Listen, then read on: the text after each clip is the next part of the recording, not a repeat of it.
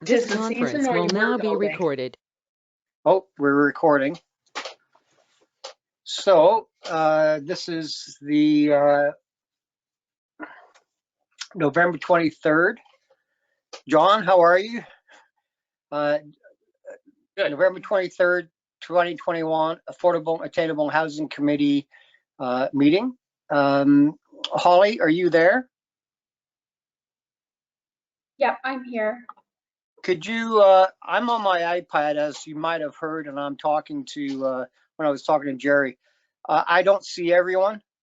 So if you would like to do before we start a call to order, could you just go through the roll call to make sure who members are here, just for the record, and then any staff as well?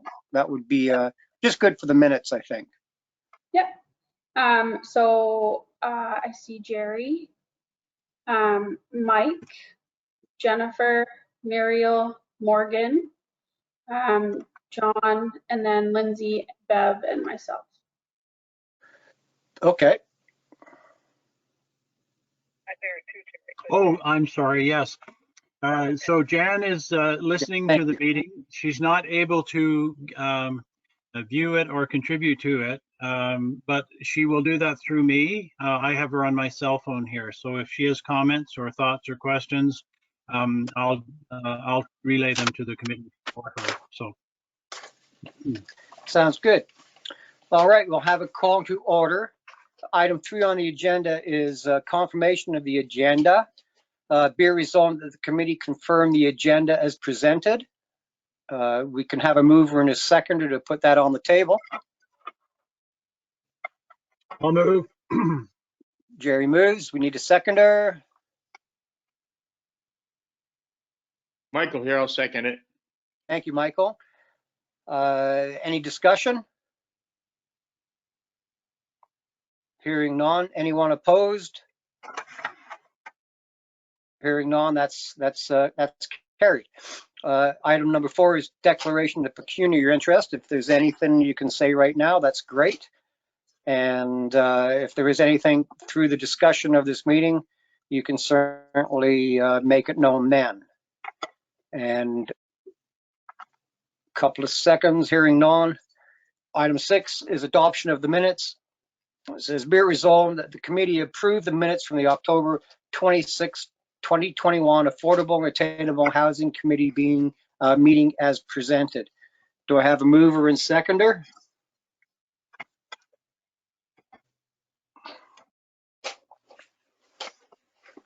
I'll move it, Martin. John? Oh, thank you, John. Anyone else? Second it? A second. Mr. Chair, Yes. I don't believe that John is a voting member, so we will just need Oh, somebody no, he's ex officio, isn't he? Yes, that's right, John. Thank you for your input, though, John. Oh, yeah, just glad to be here. So we'll do that round again. Do we have a I'll do it, Michael. Michael and a seconder? I'll second. And Jerry put his hand up second, so that's great. Any discussion on the past minutes?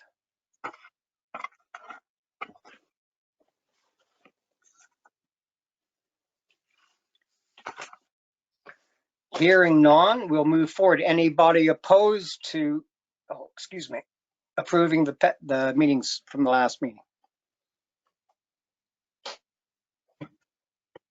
Hearing no opposition to that, that won't be carried.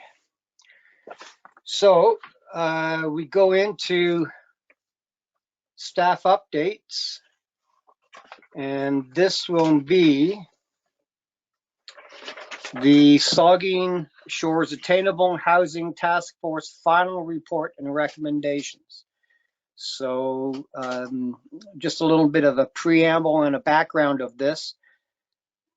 This came to me quite suddenly. I was talking to a builder out that way, and he was actually on that task force. So he gave me his name is Mike Mile, I think. Mike Mile, and he was the vice deputy mayor, but he was the chair of that committee. And I had a good probably a good hour chat with him.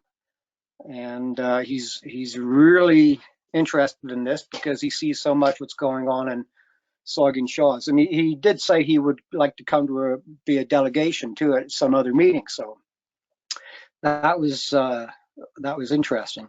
So when we're looking at this this tome that you probably had on your email, thank you, Holly, for actually printing it off. I think the discussion point, because it is such a lengthy tome, they actually did a couple of years' work and came up with recommendations that they put forth to the council. Does anybody have anything in the on those recommendations that they would like to talk about?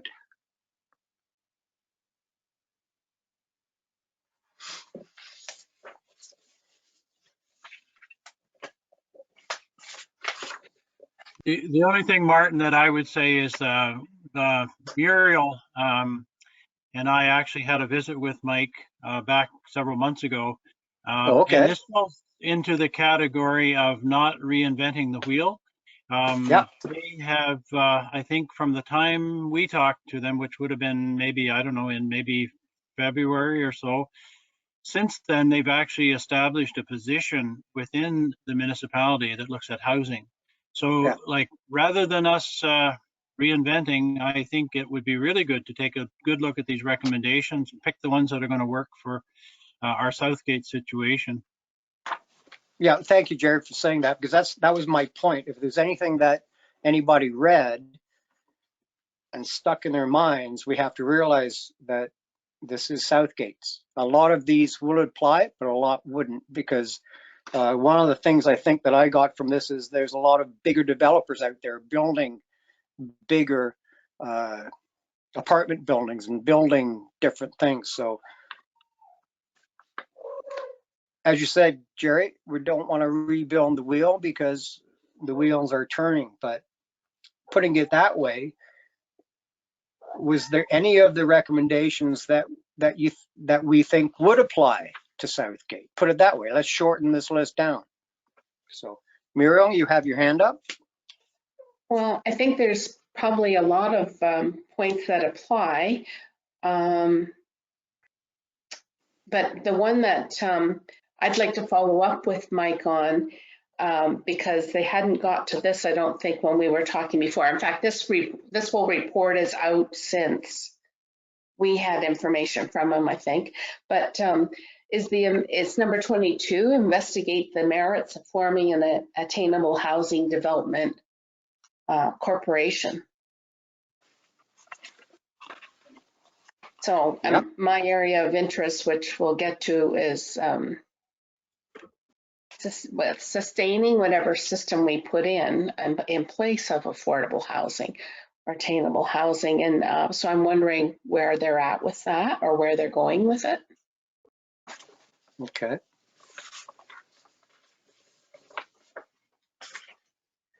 Well, I think that's something that we'd have to talk to Mr. Mile about. But you're right. I think we have to be flexible, and we have to look at that kind of because that's one of the partners that we're needing, right? So Muriel, you would like to see us talk to Mike about that question then, or? Yeah, either if he visits and presents, or if I talk to him myself. Doesn't matter to me. I think he has lots to talk about and share. Mm-hmm. Well, if it's a specific question, you have a contact with him and he already knows you, maybe that's just one way to go and bring it to the next meeting, I guess. So. Sure. Yep. Anyone else? Oh, Jennifer. Yep. Go ahead. I think you're muted, dear.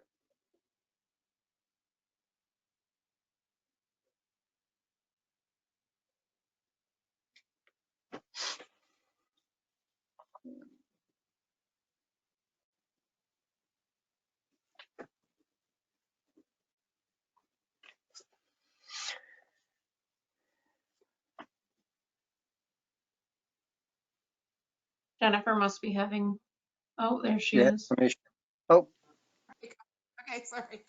Okay, can you hear me no now? problem. Yep. Okay. So yeah, I did spend quite a bit of time going through that whole plan. Now my restrictions are just a lack of understanding about the whole, the two tiers of the municipal process and who's in charge of what. And so I actually went ahead and did try to learn more about that as well. But as a template in itself, it seems to be a very well thought out organizational structure upon which to hang our processes. And I agree with Jerry about, not reinventing the wheel again, because in my mind, a lot of the things that came up are still similar issues, being, non-Toronto based kind of rural area, even though I know Saugeen Shores has a different profile to do with their social dynamics and things like that. But so I made a whole bunch of little points, but so I don't have the thing printed out in front of me to go back to address, but I might try to put together some kind of a summary of what I was thinking was worthy of discussion. Yeah, so there was some things around the idea of refurbishing, and that certainly goes to the Grey County policy about maintaining existing properties, so not all just new rebuilds. And I wondered if that could be kind of applied. I think it was point number 22, no, 20, about refurbishing existing potentially existing properties. So for example, I'm thinking top floors of storefront properties in downtown Dundalk, just as a parallel. Yeah, so anyway, I had lots of thoughts about it. They're kind of all over the map right now, but I definitely think it was valuable to have that as a framework. Yeah, that's right. I was so glad after I talked to him, he gave me that link. And there's so many common issues between all the municipalities, but as Jerry says, we have to find the ones that are more, well, bad English, that are really more suited for the township. I was interested in municipal lands and things like that, because right now in the Southgate I've always thought right now we have, if Clinton was here, he'd be talking about the planner, he'd be talking about settlement areas. We have Dundalk, we have Holstein, Vermore, Proton Station. There's still expansion in those little hamlets, but from what I'm getting, land is certainly an issue. And the other third settlement community we have is the horse and buggy. They're buying up a lot of land, which is fine for them. So we have to address that. And if there is anything that the municipality has, obviously you can't build anything if you don't have land. That's obviously a given. But with the we just have to figure out what kind of buildings we're putting on the municipal land, so. Anything else that you picked out there, Jennifer? You look like you really went over it. There is lots, but not for now. Yeah. Yeah. Well, in the last meeting, I did mention brownfields and what have you, and Clinton says there is in our community action plan or community improvement plan that we do have a policy for brownfields to renovate and reuse and convert other buildings. So that's a good thing to have, because there's a lot of buildings that are being torn down to put up new condos, but not the kind of condo organization that Muriel mentioned. So we do have to look at what's going on. So, Jerry, you had your hand up there? I'm just wondering if our municipal people will know what land is available and sort of the status of different properties around Dundalk, but also Southgate. I'm just wondering if there's any way that we can put a bit of a hold on some of this so that it could be sort of set aside for, we're not there yet in terms of what types of buildings, but if we don't sort of put a little bit of a hold on some of the land, that's, and what I'm thinking are, if there's any properties that are going to be accessible properties for people who may not have vehicles, is there properties that we could set aside for now till we figure out what this build's going to look like, who's going to do the build, so that we don't lose that opportunity as far as the land is concerned. And I don't know, as far as the municipality, yeah, go ahead.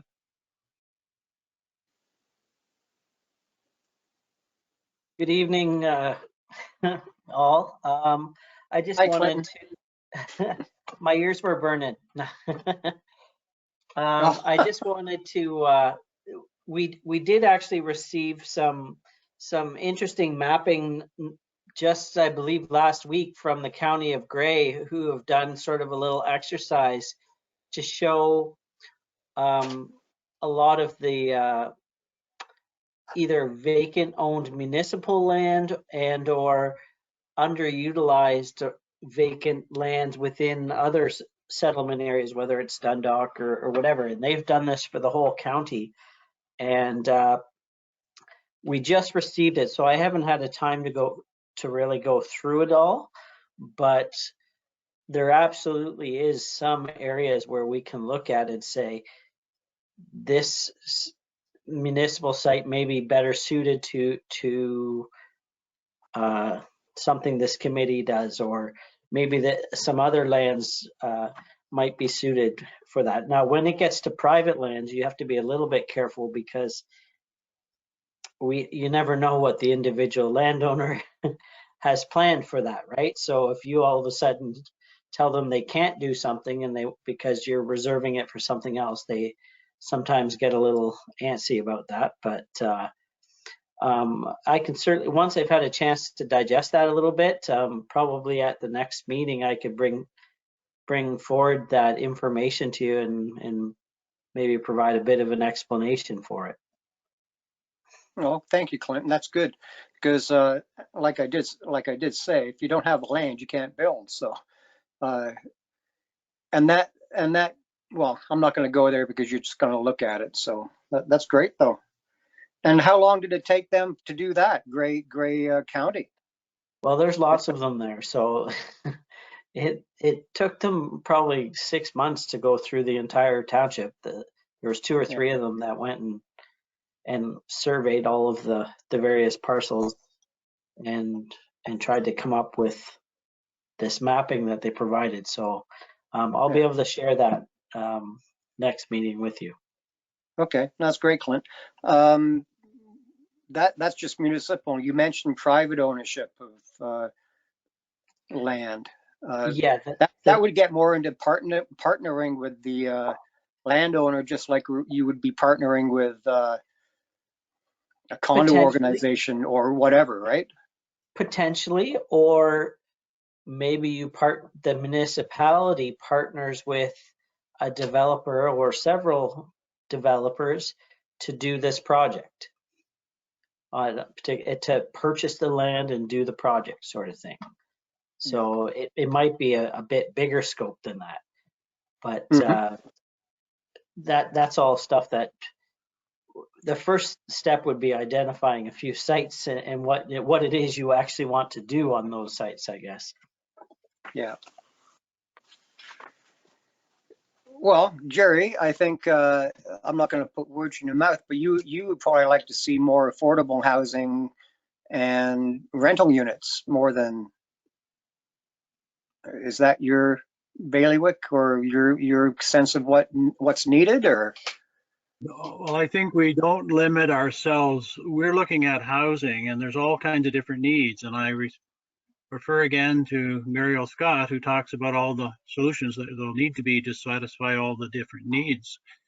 But I think it's, could we by being a wee bit proactive around setting aside some land, could we avoid conflicts that might develop where someone has some plans in place for a property and then we're, as a municipality, coming in to try to change direction? But again, it's to sort of set aside so that we have a base. I think Jennifer had something Yeah, to add. I'm beginning to. Yeah, Jennifer, go ahead. So this is a question actually that you would know better than I, related to those points. So do we have at South Cape a community improvement plan of funds like they described in that briefing related to having opportunities to incentivize to developers, like in lieu of development charges, that they are able to donate to a housing reserve? They talked about that in the Saugeen Shores.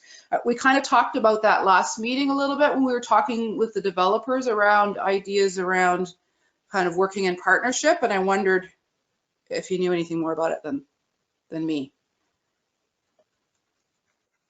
Well, I know the community improvement plan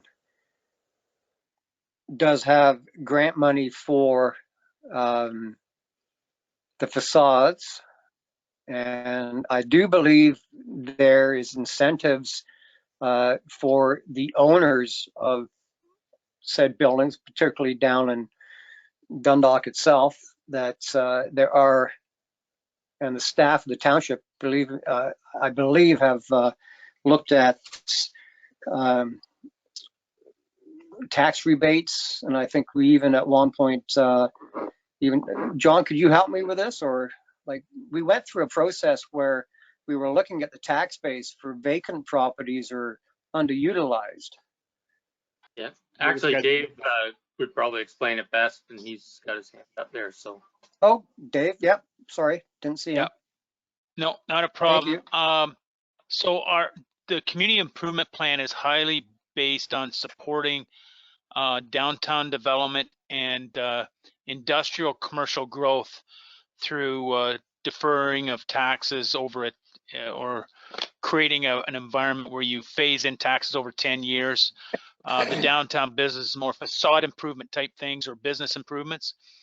But the discussions we had last meeting, I think, is the best bang for our buck is going to be partnering with developers that know how to build, properties at a price point that people can get into if we're looking at affordable housing. But I think likely a committee like this, we should be, one thing is recommending to council that there's a percentage of housing stock that any builder would build would have to be affordable or attainable housing. The big struggle we have, like we mentioned last time, and Clint and I had a meeting with the county and planning department about, okay, fine, we create this affordable housing situation day one, but when that person goes to sell it, it's back on the open real estate market, and the real estate values of the day, kind of set the market tone. So it may go from affordable today and in 5 years to unaffordable because we weren't able to sustain that. So we're looking at ways to sustain and look at inflationary increases as opposed to market increases. That would have to be done by us partnering with developers, retention of the property that the house is on. So we would lease the lands for a low price. That would then give us somewhat what might be thought of, and I'm just talking in general terms, what would then be looked at as a kind of a condo fee. We could charge a very low price and build our service and costs into that on a monthly basis. But as well as we could hold back development charges, which is a fairly sizable incentive to to keep that house affordable compared to maybe it can be as from anywhere from about 15 to 24,000 for the pay development charges for a unit. So those are just thoughts that we could entertain. Okay, thanks, Dave.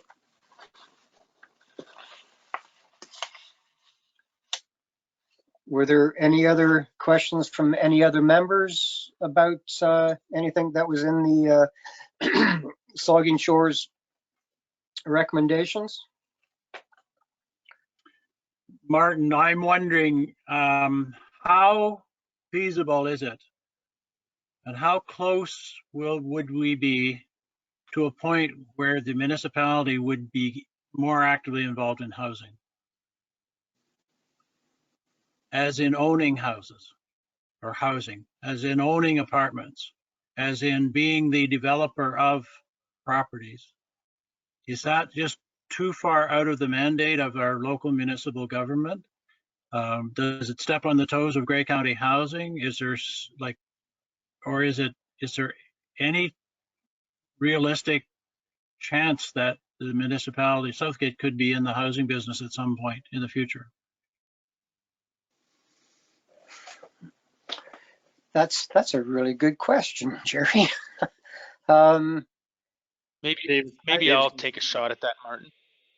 Yeah, I think it would depend on what land that Clinton looks at and what we have. And it depends where.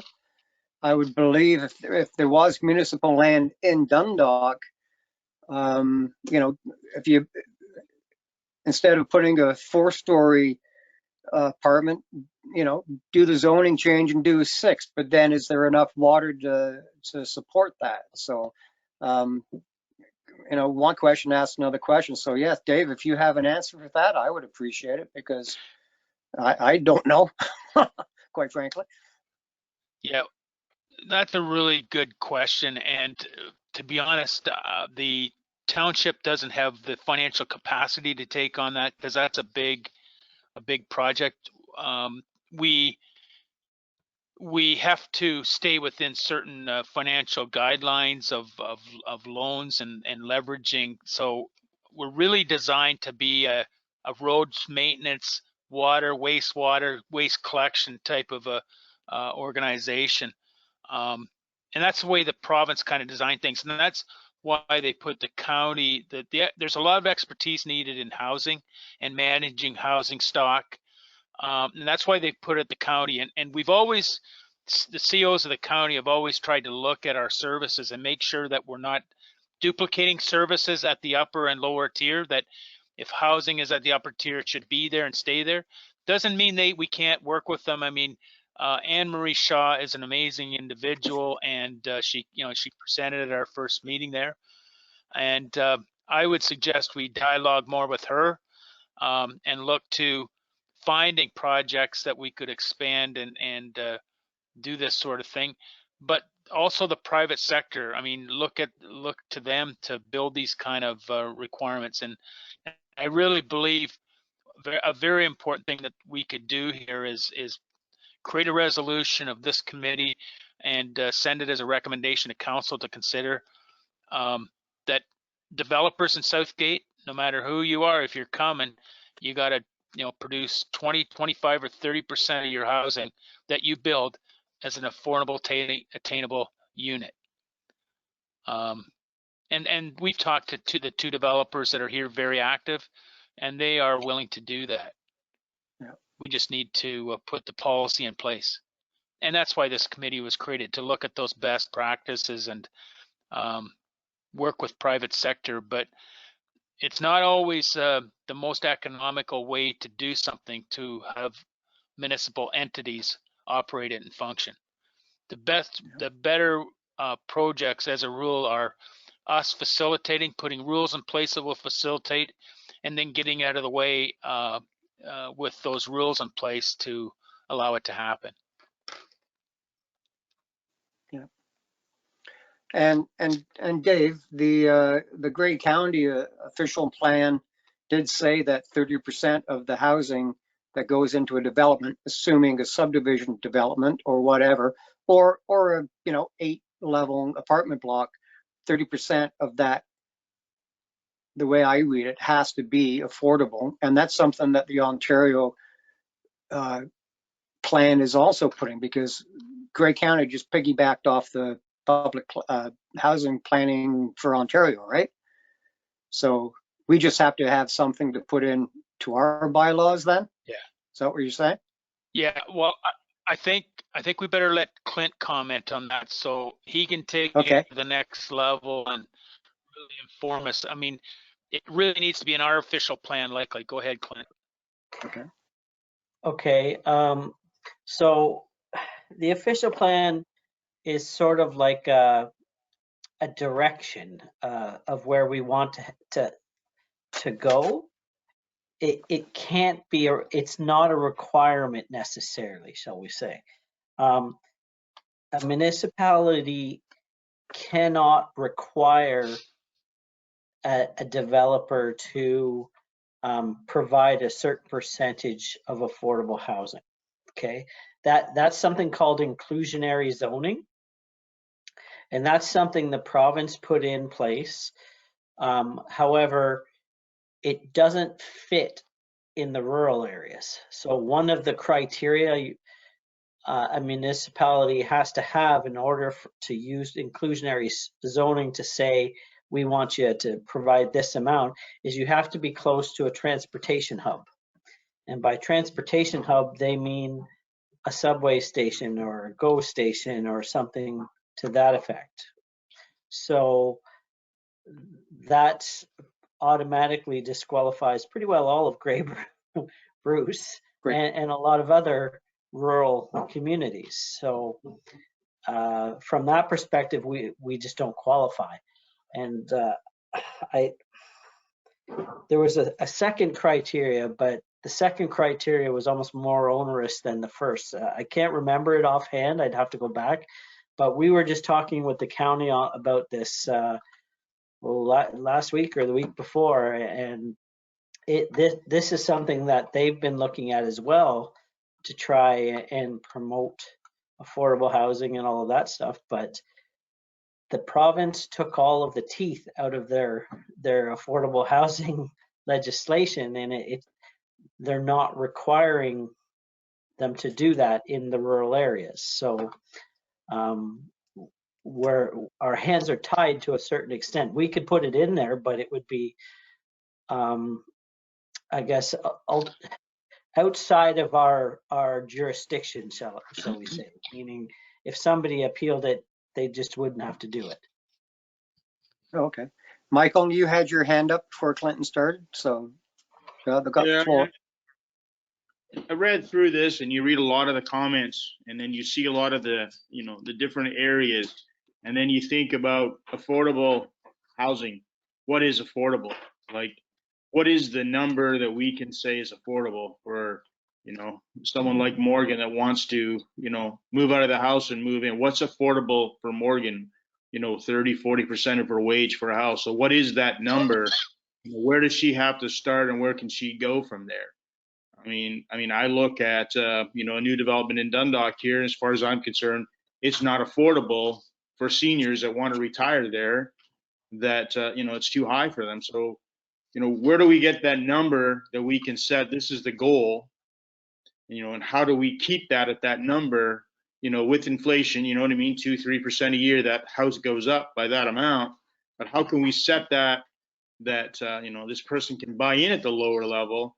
Yeah, he's going to make a little bit of money on his house, but not sell it for a great profit in 2 years. Like I hear stories. I mean, I met with a guy at the arena on Saturday. He sold his house in Alliston, put money down on a place in Stainer, put the deposit down, bought the house.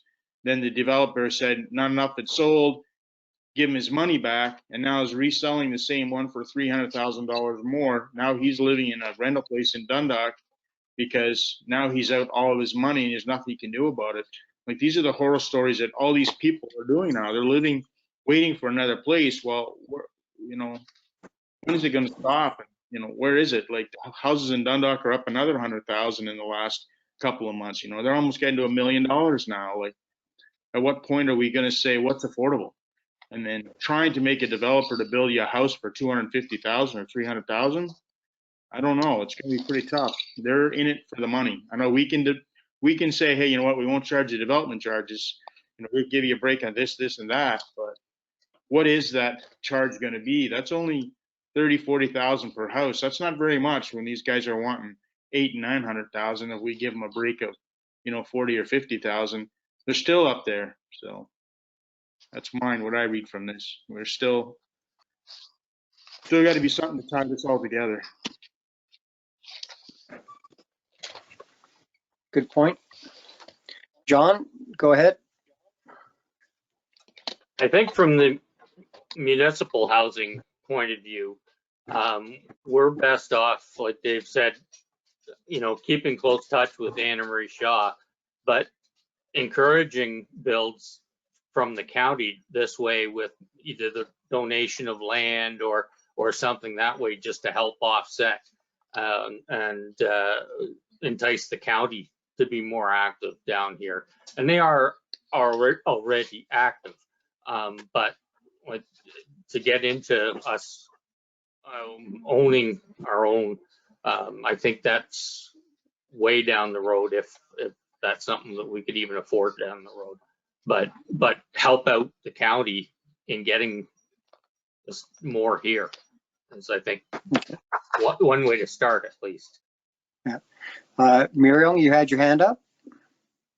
Yes, just today, I'm trying to catch up on my homework a little bit. Like, I've been looking at different websites, and a couple of them come to mind because they've established, these are municipalities that have established housing corporations. Now, I have no idea what the legalities are involved with that. It may be something that we don't want to touch, I don't know. But Blue Mountains has done that, and Muskoka, and there's a project at Bala that they're developing.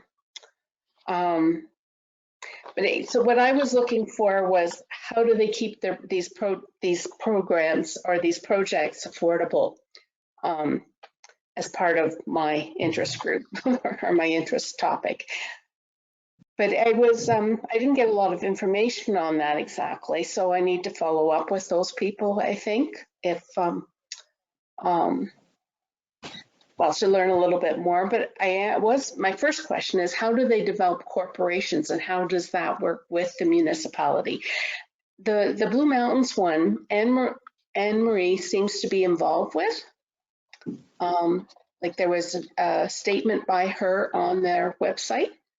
So I was thinking, maybe we start with her to ask her how that's working, if it does, if it's something to consider. Mm-hmm. That's a good point. I think with a corporation and the partnerships, I think one of the probable things they look at is, after when it's built, who has the I've talked to builders, and one of the questions about apartment buildings and what have you, if they're involved in, the one question they ask is, what's my risk for my investment?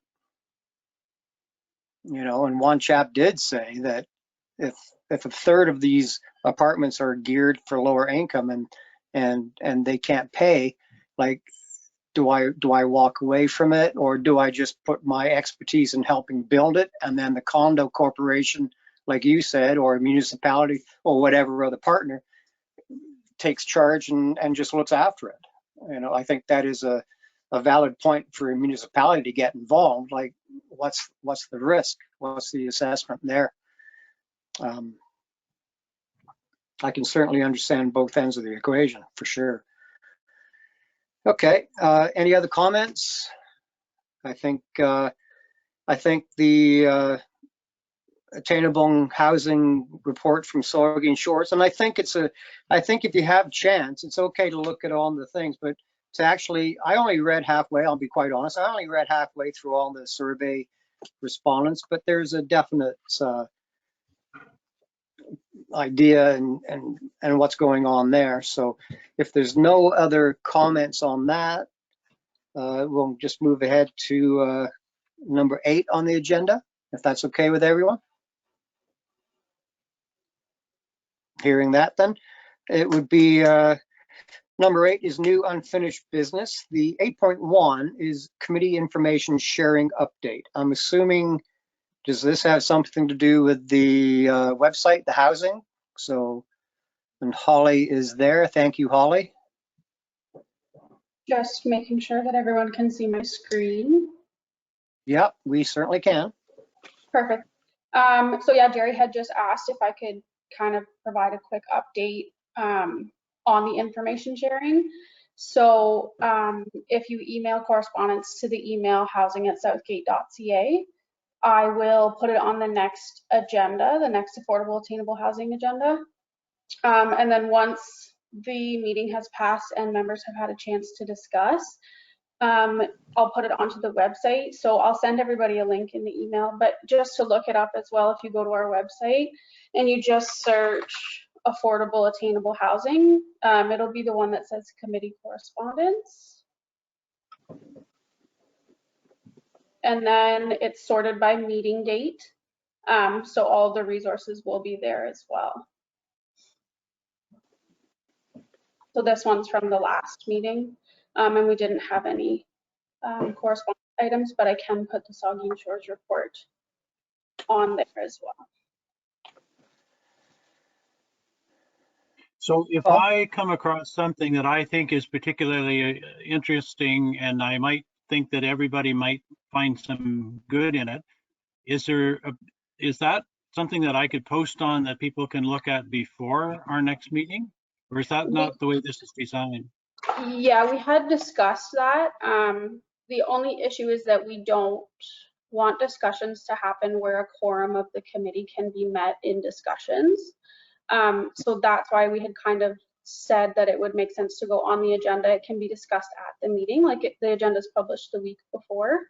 And then once discussions are had and everybody's had a chance to look at it, then we can put it on the website. So if we all submit things, items to you then, Holly, and you put them on the agenda, the danger would be that we end up with an awfully long agenda. Is that a concern? I guess it could be, depending how many we had. Now the agenda is published one day less than a week before. So I guess depending how many we had, if there was a substantial amount, we could break it up. But I mean, we didn't have any this time when we've only had one, but I think maybe that's something we can cross when we get there. Yeah.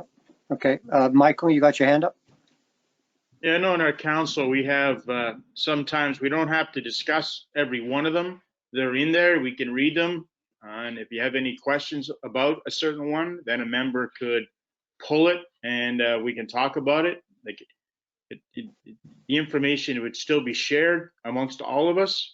And as you go through and you read your report, you can read each one of them. And then if you have any questions, and then you can bring it up, new business from that just so nothing is lost. That's all. It's best that we keep it all in one place. Yeah, I think that'll work. That'll work, sure. Yeah, and that's like mirroring the council agenda is kind of what we had planned. Yeah. We just didn't have any for this agenda, so I can't give you a specific example. Yeah. And quite frankly, Jerry, with you sending out the volunteer descriptions, if I see something that might interest Jennifer, I can just email it and send it to her.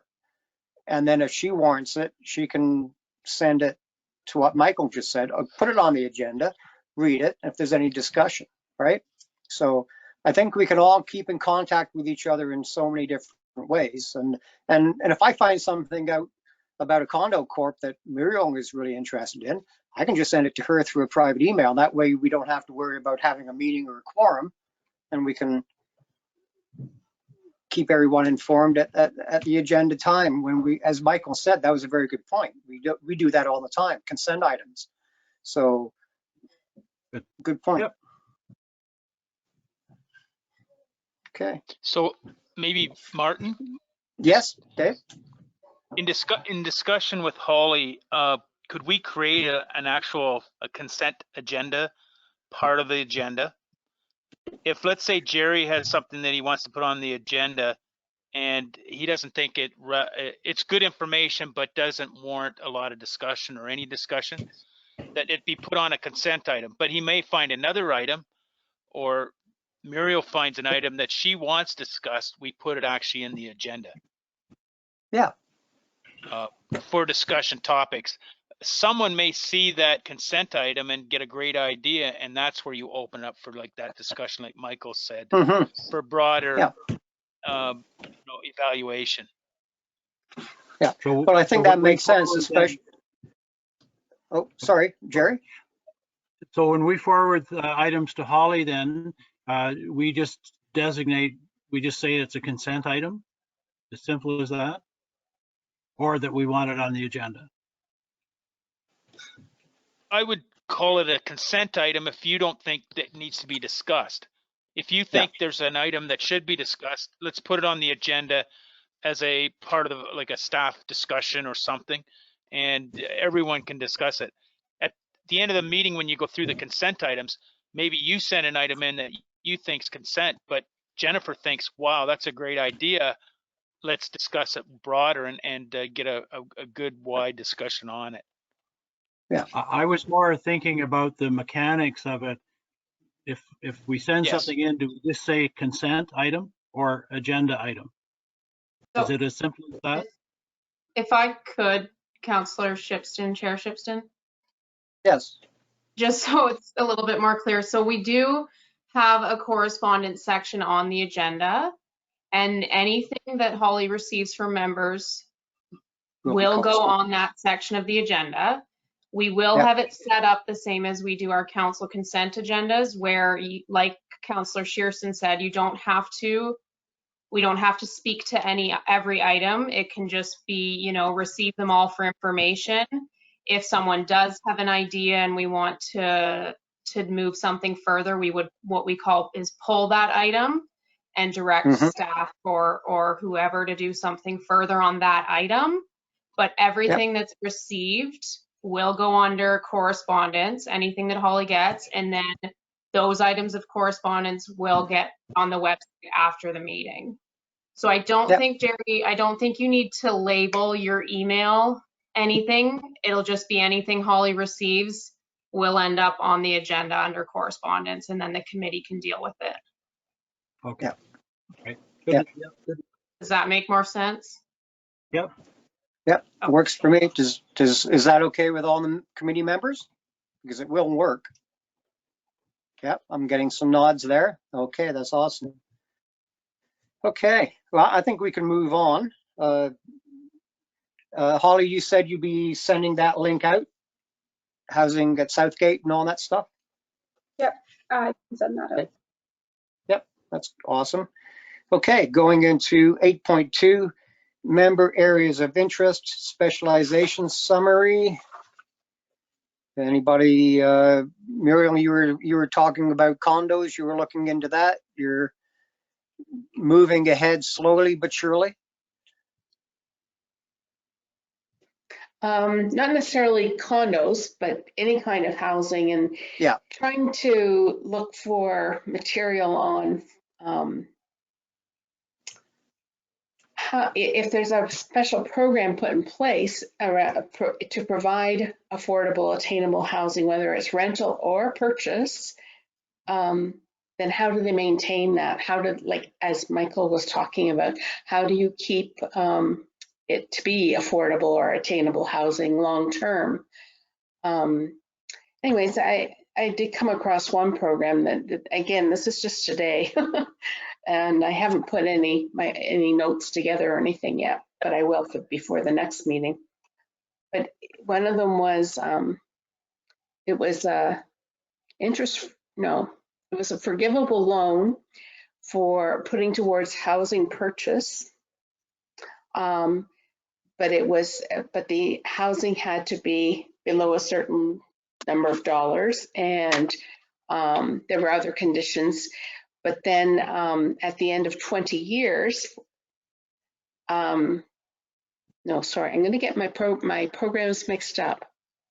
The one I was really interested in, it was rental for 20 years, but part of the money that they were paying each month as part of their rent was actually being saved and was available then at the end of 20 years for putting towards the purchase of the house.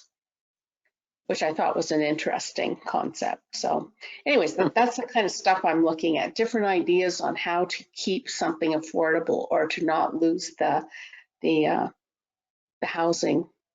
The other one that was really interesting, which I need to look further at, was it was a hybrid model of Habitat for Humanity and their program. So that's one I want to follow up on. Okay. Michael? Just what Muriel was talking about there. I was kind of wondering the same. When those guys build a house, they put a family in that house. There has to be documents or paperwork, how long they can stay in that house, because they can't be able to sell that house. There's got to be some legality in there. And I was kind of wondering the same thing of that program, how it works. That's kind of what we're wanting to do, you know, at a different thing. We're not going to give it to them for free, but we want to give it to them at a reduced rate. But how do we hold them to that? I'm not quite sure how they do it. And I'd be kind of wondering who I would talk to, trying to figure out their program. There's got to be guidelines that they use. But yeah, that's definitely where I was thinking with that program too. Yeah. Okay. May I indulge the committee to take at least a couple of minutes break? I got home 6:45, and if we could just have a little break for 2 minutes, I would appreciate it. If that is okay with everyone, I will be back. Thank you. And whomever we haven't listened to tonight, if they have any questions, there'll be a couple of minutes where you can get some going, and we'll go further ahead because we are in the specialization part of what we're doing. So that would be great. And I appreciate your patience on this. Thank you.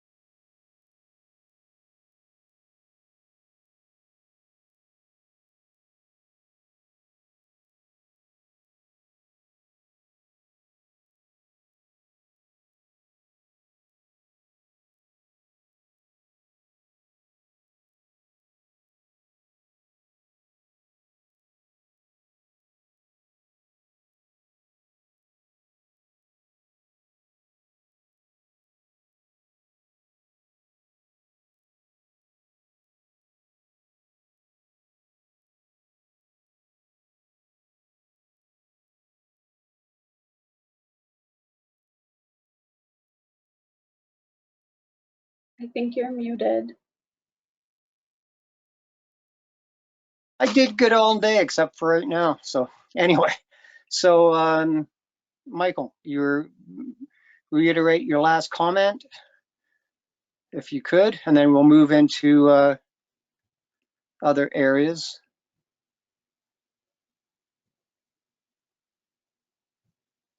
You were talking about legalities of selling. Yeah, I mean, I haven't talked to anybody yet, but there's got to be some paperwork. I'm going to try to go on a website and try to talk to somebody here in Grey Bruce and see what kind of paperwork they do to the owners of these houses, just so we can figure that out. I know my Okay. internet is coming up saying it's slow network connection, so I'm not sure if you can hear me or not. Oh, yeah, you can hear you fine. Yep. But yeah, that's Okay. kind of what I'm looking at right now to figure out. The paperwork on that is on my to-do list for this month. Okay, great. Jennifer, have you delving into your, it seems like you knew a lot about it to begin with, so.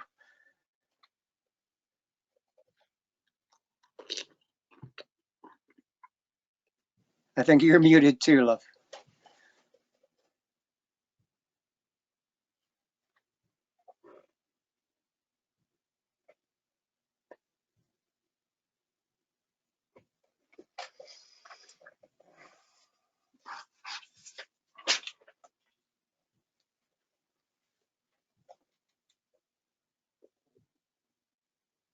Here we go.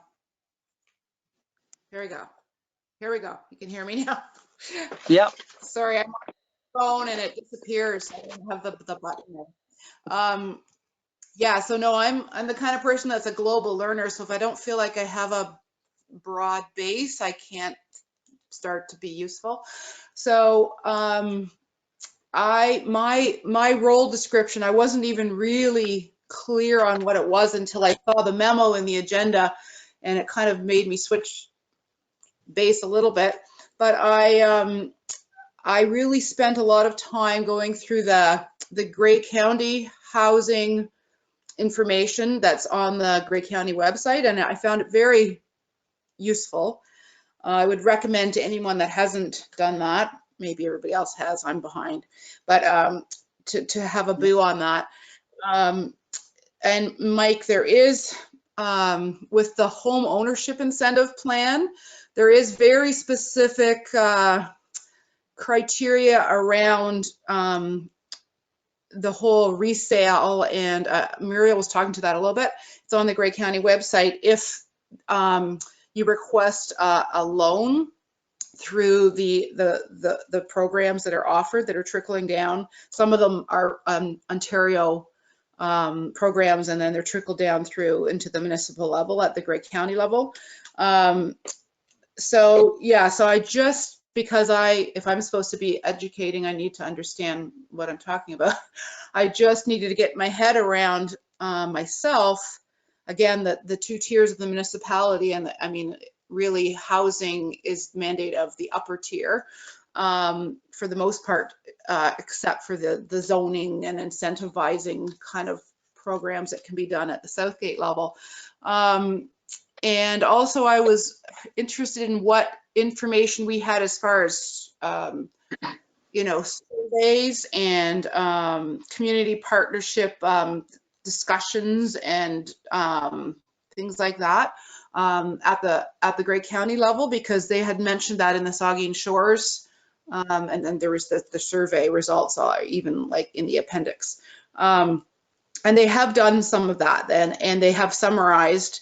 And I mean, it's a lot of what we've all been talking about. So it's not anything new that we don't know is an issue. Anyway, so I went through all of that stuff, and I feel like I have a handle on the issues a little bit more than I did a couple months ago. And then as far as education, I'm looking to the committee for feedback about where, if anything, at this point, we want to go with that. And I've started to put together information slidey kind of thing. I do love making media productions. So if that's something that the committee needs, I would volunteer myself in that way. I'm fairly comfortable with that kind of production, media production. Anyway, so I started putting together slides nearly just as for my own sake of understanding the issues and summarizing them and pulling from a variety of sources to kind of try to consolidate and summarize. Anyway, so I have that done now. I don't know what I'm going to do with it, but I have that done. And yeah, so I'm just wading through basically a lot of information from a lot of different places and synthesizing and understanding. And that's where I'm at right now. All right. You're going to be busy. I've been Be busy. yeah. Yeah. Well, I really don't have anything to report as far as talking to developers. We know what Flato and White Rose want to do, but I did put out probably 18 emails to builders that I know and other builders in Grey Bruce. And I think with half of them, I have to actually do some cold calling, which I don't mind doing. I've done it for years. But one of the things that came up from the initial contacts, and this was from one builder who did apartment buildings on land he owned 30 years ago or 25 years ago. He said he wouldn't want to go through the hoops now. It was different for him.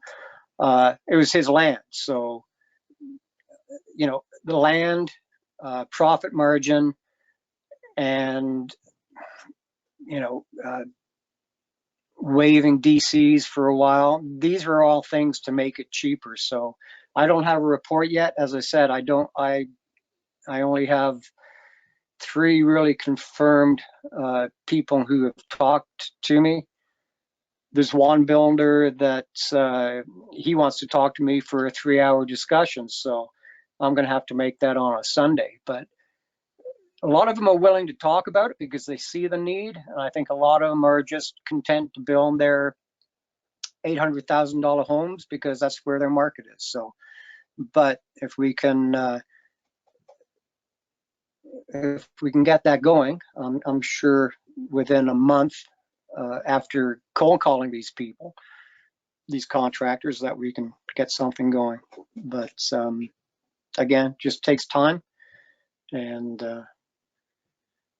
I'm pretty sure there's going to be only 2 or 3 basic items that they would like changed to get them into the affordable, because I'm not talking about big players here. I'm talking about just builders or renovators, and renovators are important when we're looking at converting what's Jennifer said about reconverting or doing renos on existing buildings. The big players might not be interested, but the certain little ones might be. So that's as far as I've got. So,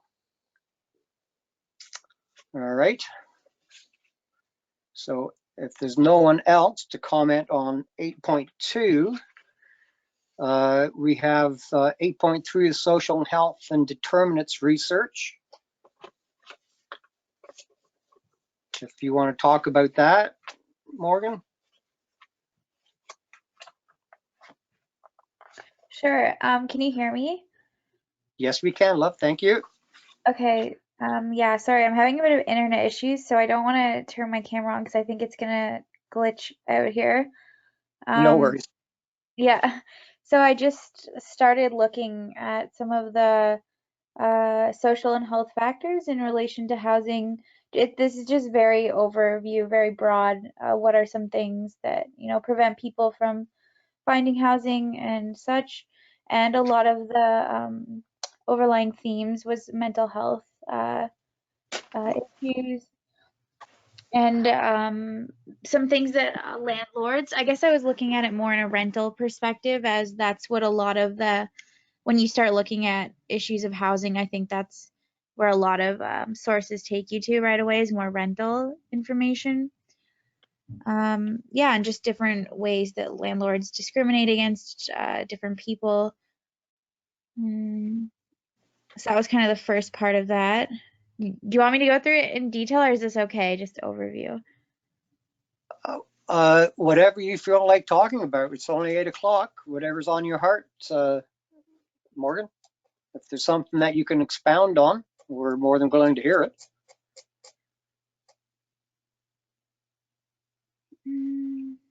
Then I looked at like rural housing. I found, and I don't know if anyone else is finding this, that a lot of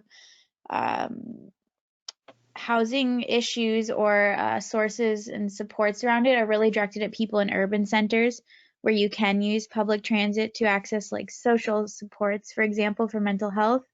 So that was something that kept coming up a lot, and I don't know what the answer to that is. That there isn't a lot of documentation regarding homelessness and housing issues in rural communities because it's more of like a secret homeless community, like couch surfing, instead of, you know, using shelters as people would in urban centers. And then I just found some of the resources that are currently available to Southgate. This is just very, again, I haven't looked at it in too much depth, but a lot of county stuff. There's a lot of food programs. Yeah, and then the Southeast Gray Community Health Center had a lot as well, but again, that's not in our township and would require transportation, which I feel like is a huge part of accessing a lot of these things. Yeah, that's kind of what I have. Okay. Just a question comes to mind. I read a couple of articles about the thing that's being called renovictions now. That would probably have to come into play with some of what you talked about, people being put out on the street because somebody renovates an apartment, raises the rent, and they can't afford it, and they get somebody else. And so maybe you should, well, I'm not telling you what to do, but part of that whole homeless thing, the renoviction stuff that's going on might be something for you to look at too. And I think we could all look at that as well, because that is definitely Yeah, I did find in Go the ahead. first, sorry, people who are on assistance or support, often landlords don't want to take on these individuals. So like if a family comes upon hard times and has to rely on support, all of a sudden landlord has a reason to evict because that's not really what was in the original contract, right? So they can push people out that they don't or consider undesirable tenants, and then exactly do what you're saying, like renovate and immediately rent it out to the next person at double the rate. Mm-hmm. Okay. Well, I can see that. Probably 3 years ago, I attended a food security meeting at the church, and I was amazed at how many, I don't know if I can say this, but how many families were on social assistance in Dundalk and in the surrounding area. And that opened my eyes up. So Yeah, I and can, just I can certainly see where you're coming from. So yeah, and the fast turnover of rental rates, yeah. like increasing, like even in my last apartment, I know it wasn't in Southgate, but when I left, the next tenant was paying $700 more a month than I had been paying, and that's only in a year of a difference, right? Like that's crazy. Yeah. Well, I've never rented, but I know they legally can do that when they put somebody out or they move on. They have a frame that they can move up, which is quite legal, but maybe, I don't know if I should say this. It's legal, but it might be immoral at the very least, because anyway. So thank you for that, taking the time, Morgan, to do that. Jennifer, you have your hand up. Yeah, I wanted to ask Morgan, because she has, I'm assuming that in front of her, and I don't. I need to be more organized with that next time. What was the statistics that you had about the percentage of people that are on disability that are in that situation? Was it to do with food banks, or was it to do with affordable housing going on wait lists? Sorry, you'll just have to repeat that. I keep getting my audio cutting out. Sorry. On your summary sheet that you posted on the agenda, what was the percentage of people that were on Ontario disability that you were getting as a stat about in need of assistance? Was it 44%? I'm just scanning. Sorry to see that.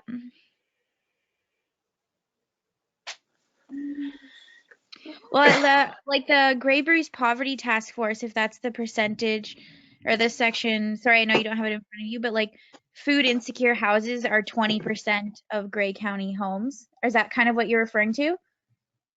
Something to do with the disability. The mental Sandra, health. So 50% of people facing homeless or housing crisis or issues suffer from mental health issues. Is that where? what's to do with disability? But anyway, one thing that it made me think of is when I was reviewing the Gray County housing, and so there's 4 Gray County housing facilities in Southgate, 3 in Dundalk, and 1 in Holstein. And out of those, something that kind of alarmed me was there's only 2 that were posted as accessible. Accessible housing, and also none of them, the newest build of those places was 1980. So I'm kind of like, those are things that kind of jumped out at me as statistics as being issues. And the other thing was in the somebody was talking about not a lot of, oh, you were, about not a lot of references for rural homelessness, because it's more hidden, you know, than it is in the city in some cases, and with couch surfing and whatever. So on the Gray County website, they do have a housing and homeless plan that's from 2020 to 2024. And in the appendix, they have referenced some rural homelessness studies. Some of them are out of the University of Guelph. So there is some in the citation section, there is some references to further information on that. So I just thought I'd put that out to the group, because indeed a lot of the resources are based on urban models. And then there's something else that I thought of to do with that. It's gone. Anyway, so yeah, I thought, so yeah, so as far as getting information, they did put a survey out to homelessness, to people that would like to respond. I'm not sure how they were to respond, because that might be a confounding factor that would inhibit them from responding. But so Gray County did that on October the 18th. So I'm waiting to kind of see what results came out of that. And I just like to say, yesterday was Canadian housing, oh gosh, what was it called? Day of Housing, the National Housing Day, recognizing all the people that are putting in effort towards dealing with this problem. So I just like to acknowledge everybody on this committee that was yesterday, November 22nd, and here we all are tonight talking about it. Mm-hmm. Yeah, good point. Good point. Jennifer, I did mention the food security meeting 3 years ago. There was one book that you mentioned, the poverty, I forget the name. It was a handbook that was put out for all principals, vice principals, showing the other side of why there is poverty. Do you think that would be a good read for all of us? I've read it, and it kind of opened my eyes. But do you think that would be a good read as far as Morgan's research, like to get an idea of what's going on? So you're speaking of Bridges Over Poverty. Yeah, Bridges Over, that one.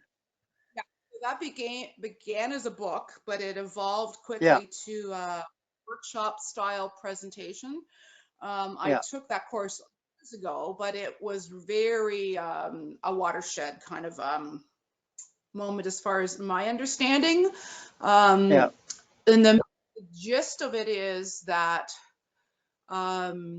so many institutions, including municipal government and education, which was where I was coming from, are based on a middle class mindset, and that work well with other, so specifically lower socioeconomic people, citizens. And Yep. so it was getting us to bridge our understanding, and just like a paradigm shift of perspective taking, which could play into conversations and decisions that you make, even us at a municipal government level. So the book is, I haven't read the book. I only took the workshop, but I know some other municipal government, and actually this came up briefly in the Grey County stuff that I gleaned through, just as a little footnote nearly, that program. But I have seen, I think it was Simcoe County had a full presentation that was done, and the PowerPoints and things are still, like, they're accessible online, related to that program. So, I mean, it's something, it's just it's just a program that leads you through to kind of perspective take if you're not in that economic kind of world. Yeah. Maybe Muriel or Jerry would speak up. I think it might be an interesting read, because we are talking about affordable housing, and some of that will be for people with addictions and homelessness. And the one thing that book impressed me was a lot of it seemed to be generational. So, you know, part of moving up, getting a starter home, and then moving up and getting a bigger home, it's building yourself up instead of staying level. So it might be a good read. So it certainly does become part of this committee. For sure, it does. Yeah. Does help understanding for sure. Is the housing first model. So I know Muriel and Jerry know much more about that than me, but I am trying to wade my way through that. But it keeps coming up as just like it's mentioned, like it was mentioned in the Saugeen Shores, and it was mentioned in the Grey County, but I haven't seen it addressed. And so I would like us as a committee to have some kind of a overview of that, because I think that would be nearly more useful than Bridges Over Poverty as a first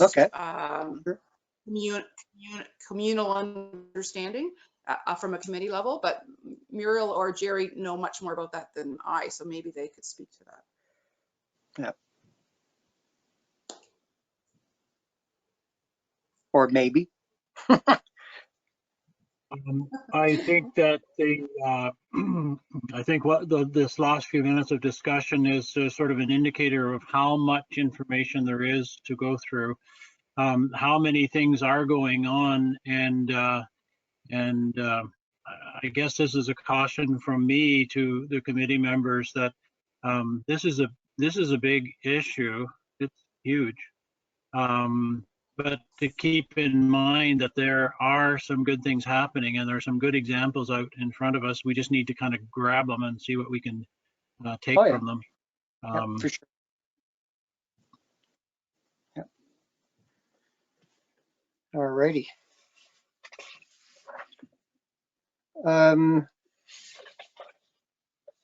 Jennifer, could you just confirm, when you looked at all the socialized apartments or housing, that the last one was built in 1980? Did you say that when you were looking at? I thought that the newest. Yeah, just let me pull up my slide because I have that right in front of me if I go to the right slide. I thought it was Holstein, I thought was the most recent out of the ones that we have. Yeah, in Holstein. Our township. It's all on the website, but I do have it if I can get to the. Well, I think you did say 1980, so. Yeah, they all were old. There was definitely 70s in the 70s of the other places as well, and not a lot of accessible units posted as. Well, I know we don't want to reinvent the wheel, but in the just as a comment, in the first executive summary, when you mentioned that, I went right to this page, because I think a key here is the partnership with the municipalities, You know, Clinton looking what kind of land we have, and even Clinton looking at even Southgate, kind of what brownfields we have to convert and stuff like that. But it says in the task force here from Saugeen, just a fact, not a slight on anything.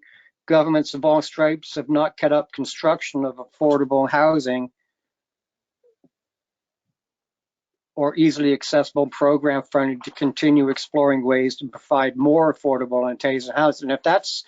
If what you say is 1980, well, that just rings true. So I think one of the keys, Jerry, is we do have to look at land available, because that was one of the key issues that the builders I talked to. What kind of land are you looking at? What kind of density you're putting at it? You know, Quality Homes can, you know, they build cottages 900 square feet, but the person still has to buy the land.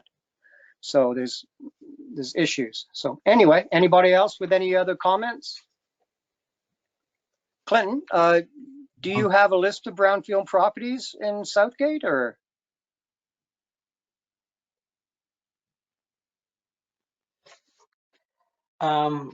Between myself and the EDO, we could probably come up with one. And as I mentioned, we did have mapping there, which did have some information on it, but it hasn't been, I guess, checked through us, because we obviously have a more local perspective on that, as opposed to at the county level, which is at the 50,000 feet level. So the goal would be to end up with one if we didn't have one, but we certainly have some information there for you. I can touch base with the EDO when I'm putting forward this report for you guys on the available municipal lands, etc. Yeah, I realize in the township there might not be that many, but if there are some that are unused or lying vacant, you know, that could be the flip side of the coin that shows what land we have, right? Like, it's both sides of the same coin. So if there is any information, Clinton, that would be awesome for sure.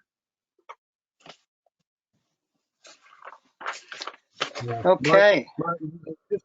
Just wondering about the, there was a suggestion by David Milner that this committee make a recommendation to council about encouraging developers to consider a portion of their units to be affordable. I don't want to lose that, and it's Clint talked about how it's not enforceable, but again, I think is there value in us making a recommendation as a committee to encourage council to in discussions with developers to always keep the affordable housing issue front and center. And if the committee wants to do that, how do we go about doing that? What does that look like if we are going to send something on to council? Yeah, well, I think we can do that. The 25 or 26 recommendations that were in the Saugeen report actually did go before the council, and I'm pretty sure some of those things were looked at. So, Dave, would that be something that we could do? I don't think that would be a problem. Here. No, I mean, it's as simple as just, be it resolved that the Affordable Attainable Housing Committee request or ask council to consider policy that would require 30% affordable attainable housing being built by new development. I mean, Clint mentioned some antagonistic policy that might not be fully enforceable, but I think with those kind of requirements in place, we can send a signal to good developers that want to develop here that's one of our core mandates for future development. Yeah. And there would need to be a mover and a seconder for that motion, and then the motion would be voted on and then entrenched in the minutes. Yeah. I don't mind that idea. Clinton, the one thing that you mentioned in the Gray County or the Ontario is inclusionary 30%. And that was something that you don't like, and I don't think I like it either, because there was some stigmatism that I thought you had about inclusionary, and it was not. Okay, yeah, the inclusionary zoning is basically the requirement through zoning as a mechanism to do this, to require developers to provide a certain percentage of affordable housing. And it, in some of the areas that it's been utilized, particularly in the, like, if it's downtown Toronto, there's enough people there that they've got an economy of scale where it's not going to make that much of, so the developer only makes 1 million as opposed to 1.5. It's a different level here, where in the rural area, the developer may not make anything. Maybe his margin isn't going to be the same as in an urban setting. Now, I say may because it all depends on the developer and the scale, but certainly if you're looking at small builders, the someone who's just got a small crew and goes around and builds 1 or 2 houses a year or whatever, they're not the ones that are going to be able to provide something like that. They don't have the pockets for something like that. So those policies automatically exclude certain companies or whatnot from participating. And so you're left with the ones with the really deep pockets. And sometimes when that happens, you also get a situation where they do that, but then there's a catch usually to it, where they'll do this over here, but they want to do something else over on the other side or something like that, right? So it's never cut and dried with those policies. When you make the private sector do something, they have to get some money out of it. They can't. The private sector can't work for free because they still have to pay all their employees. It's not non-for-profit. And I was, during the meeting, I went on to the Blue Mountain website there, to the Attainable Housing Corporation, and I just looked at what it is they do, and they're a not-for-profit organization. So it seems to me that if you want to get affordable housing, one of the things you have to do is take the profit out of it entirely and set the bar low. Because as soon as you start partnering with developers who are looking to make money, every time you make an ask of them, that has to come from somewhere. So it seems to me that the nonprofit way that Blue Mountains has chosen to do it makes a lot of sense to me. Because they're not in it to make money, they're in it to make houses for people, or to facilitate somebody else doing it. Right? And I think that's an approach you might want to look at, as opposed to saying, this developer, if you're coming to our community, you shall give us 30% affordable housing. Well, then they just go up the road a little further or go somewhere else. I don't think that kind of prescriptive policy works, in my opinion.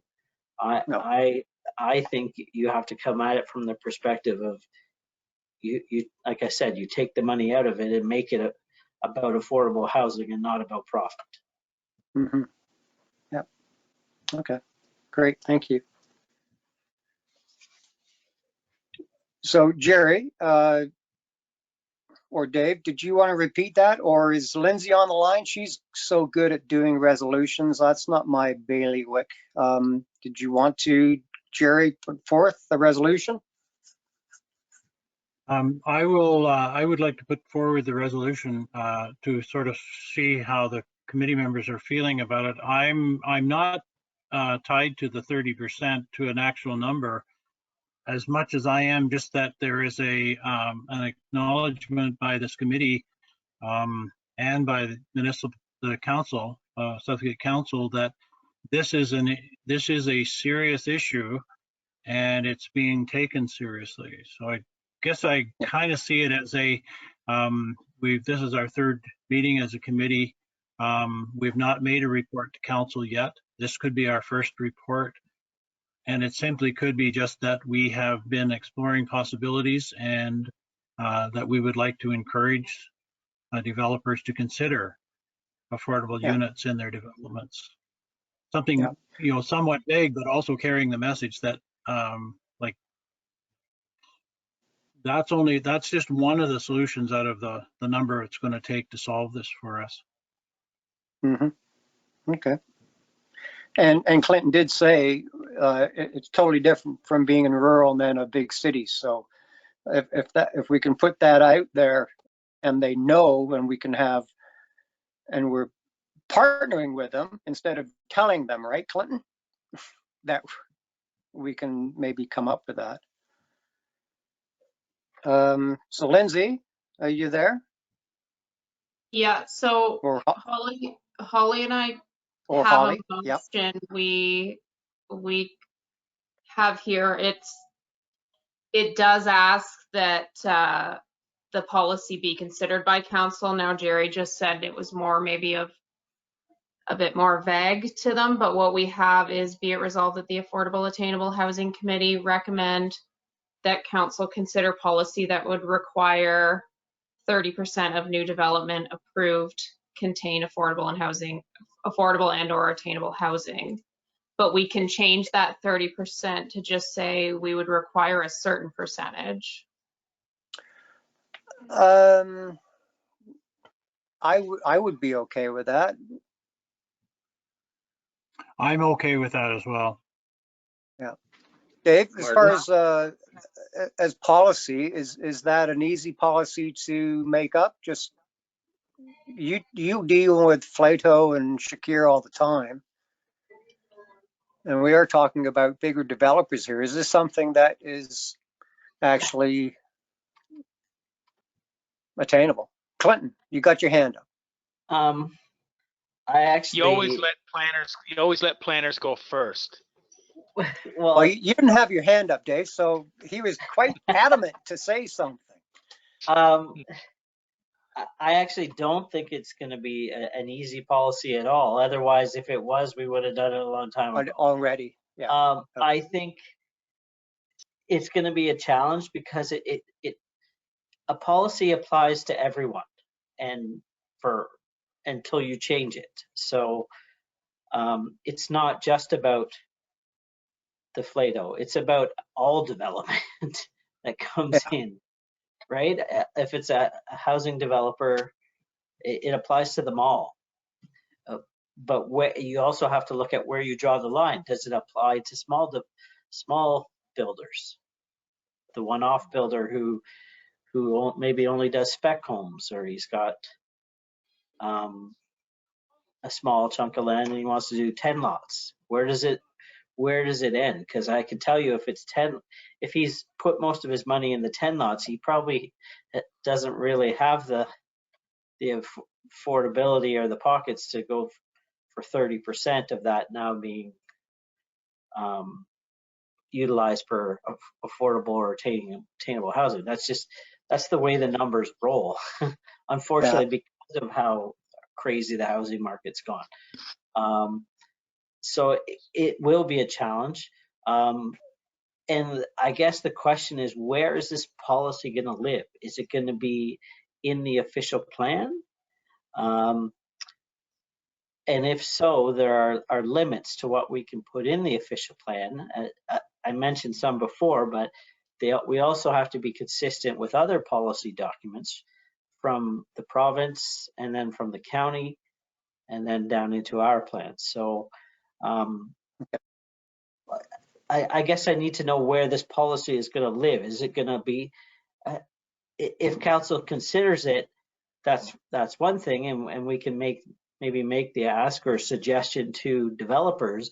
But if it's going to be put enshrined in the official plan as 30% or whatever.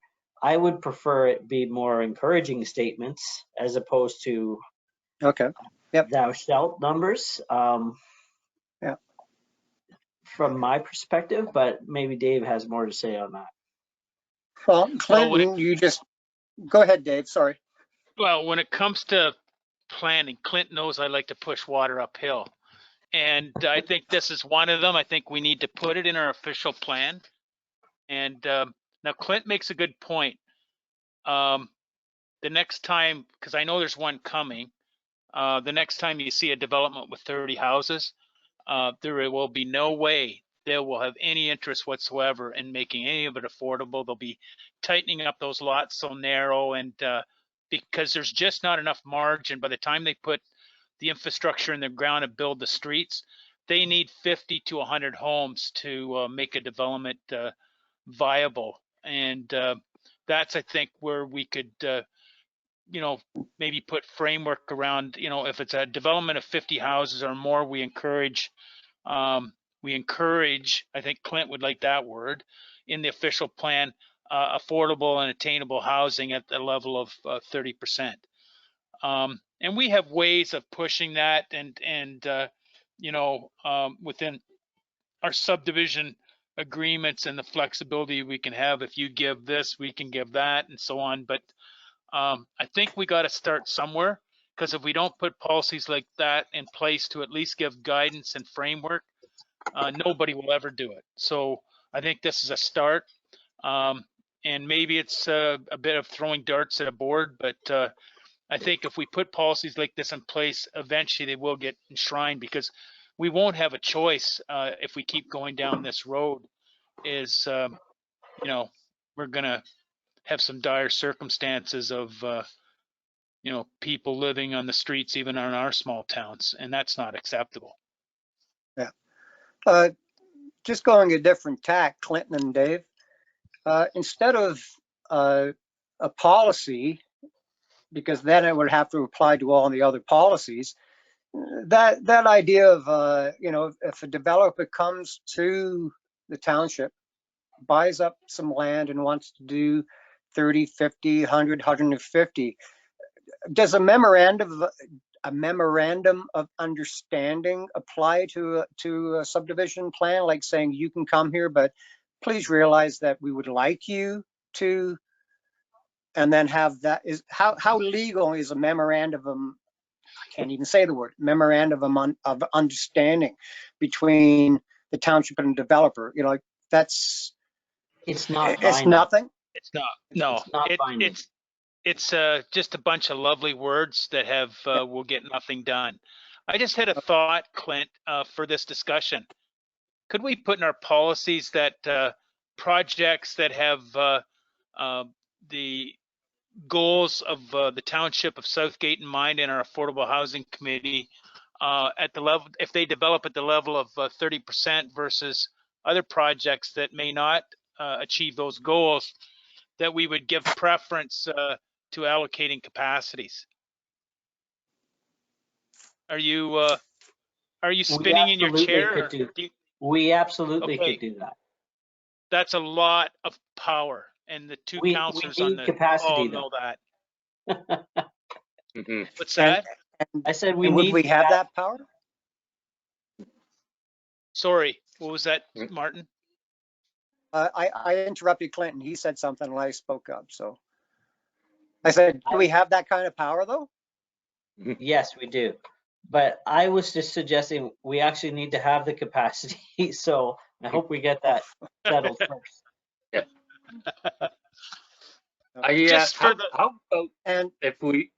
How about if we put in that instead of consider policy, that council consider a method that would require or encourage the percentage, and that way we can let Clint do his planning thing, and we could figure out whether it's policy or whether it's part of a subdivision agreement or allocation or whatever. But it gets the point across that it's important and something we can do, and council can look at with staff on how to do that. Does that make any sense? Yeah, it does. Absolutely. To me. because the whole idea of a policy, and Dave, what you said about putting, if you're going to do this, then we'll pick you before that other developer. That developer might get his knickers in a twist and says, well, you're discriminating against me. I got the same product. What are you doing? So there could be legalities involved there too, couldn't there? So John's idea of, I can agree with that. So, Martin, I just want to make sure the committee members fully understand what we're talking as far as municipal water and sewer servicing talk there. Yep. Jerry, Morgan, Jennifer, and Mariel, do you understand? Did you grasp that conversation about allocations? I think I did. Okay, so just to put a bit of a tie that together for you, when a developer, let's say they want to build 100 houses, they come with a subdivision agreement, and we get all ready to go with this subdivision agreement. One of the last steps in the process is that they need 100 residential units of water and wastewater capacity.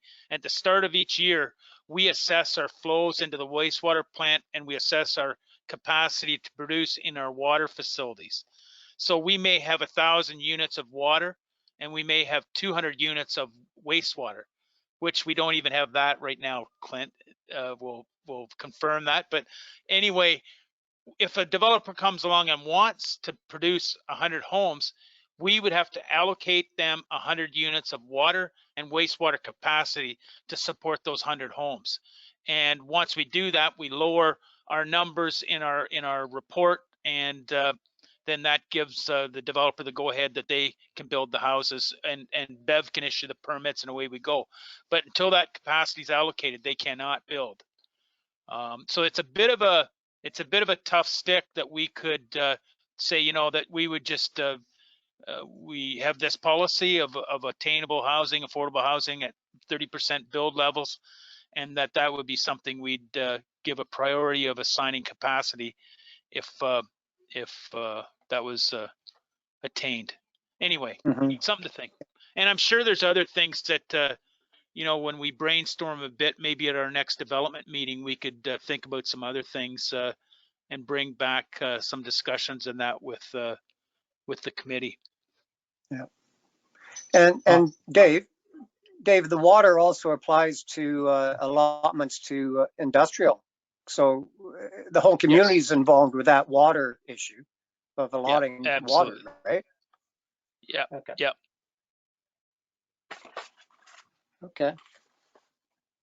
And I'm quite fine with it being left somewhat vague.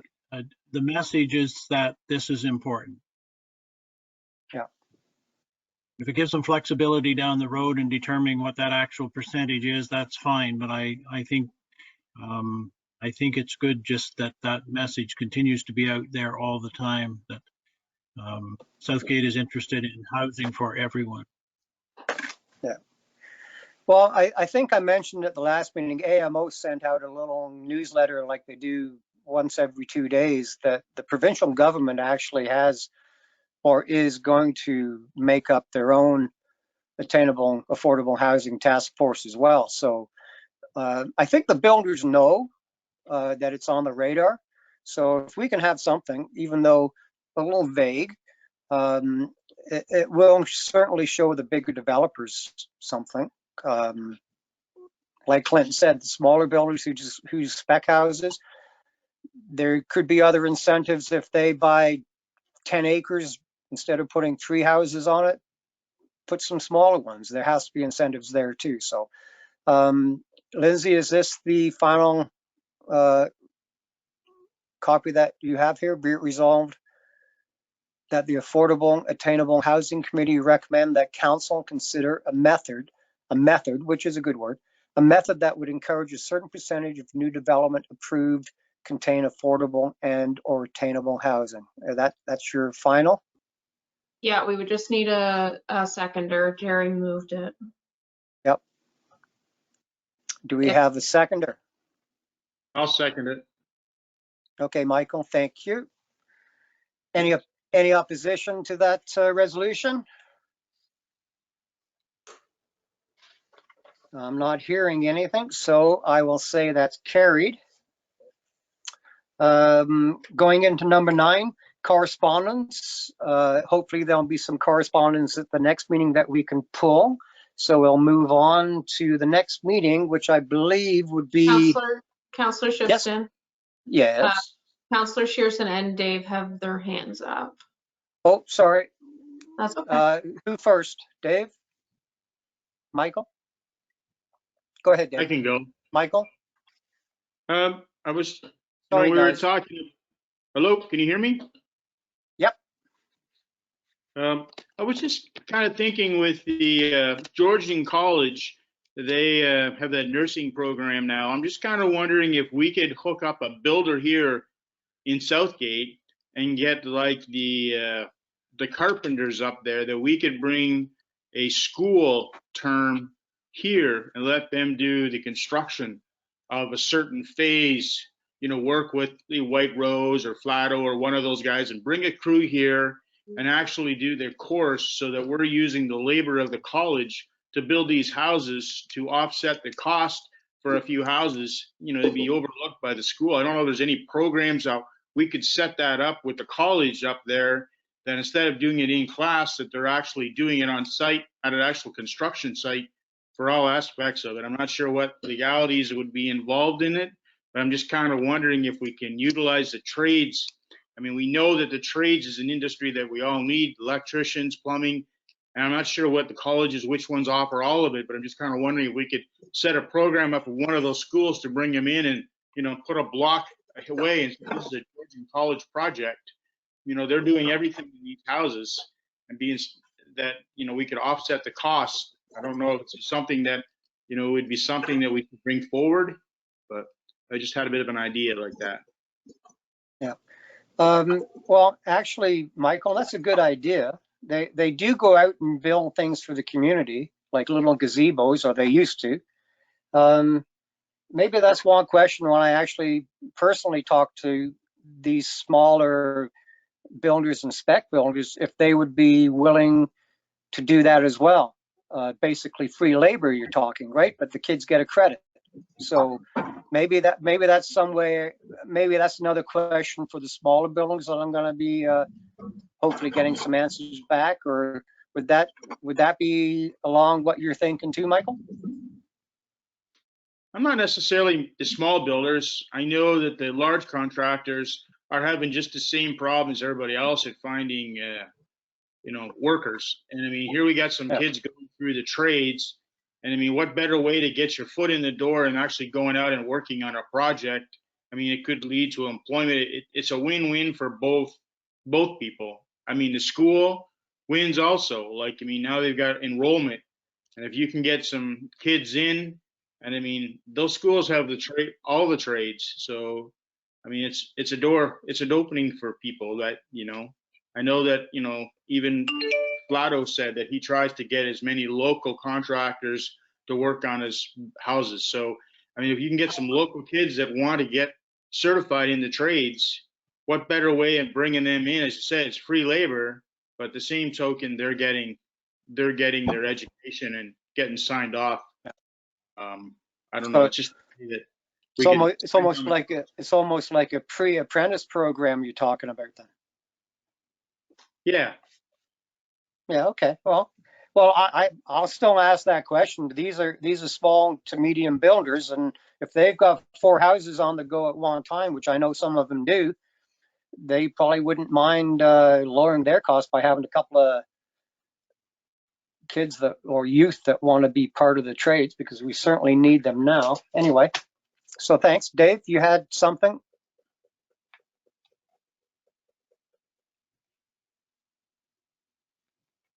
Get off mute here. Just a couple things on that resolution. Clint, can you talk to Ron Davidson about getting some of that into the official plan statements?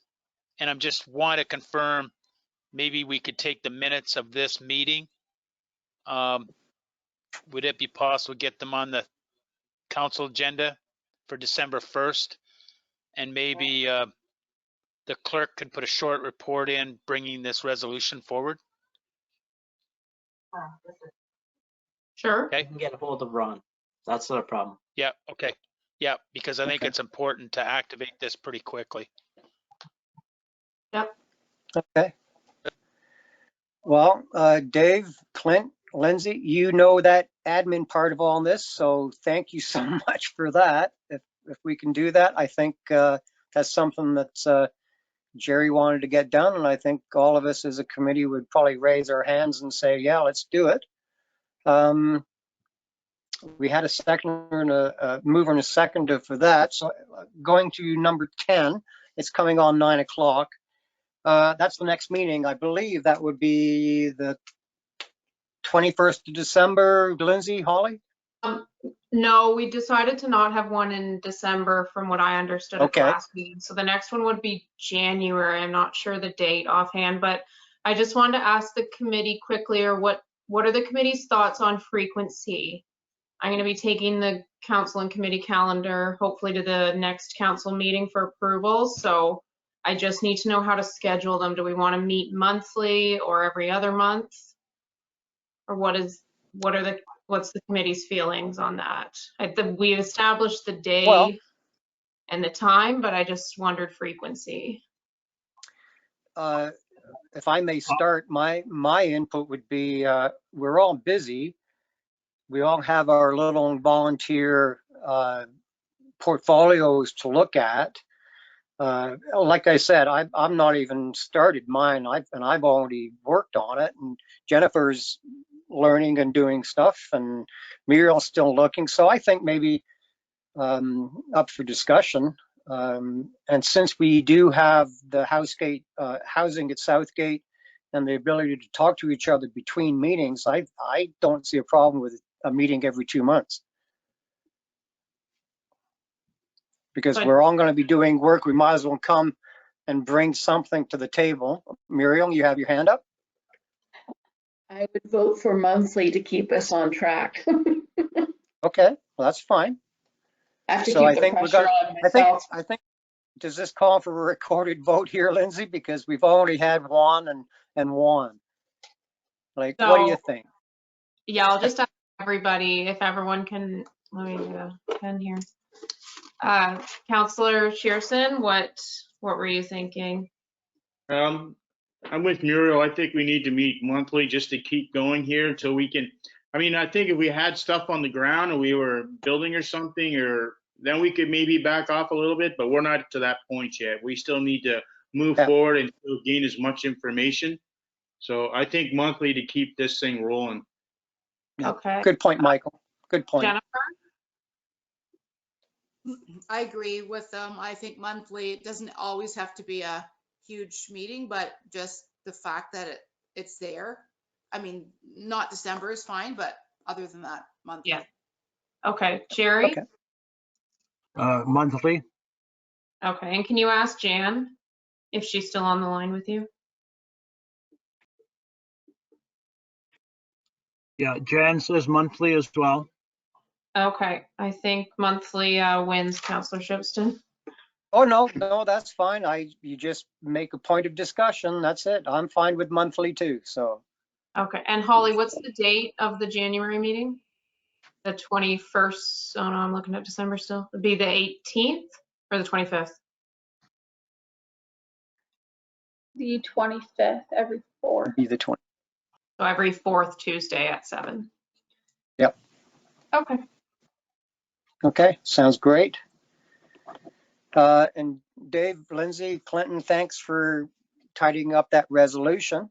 And I think we had a good discussion tonight.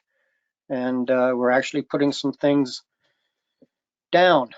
So the last point of the evening is 11, the adjournment. And we will call this meeting over at 8:54.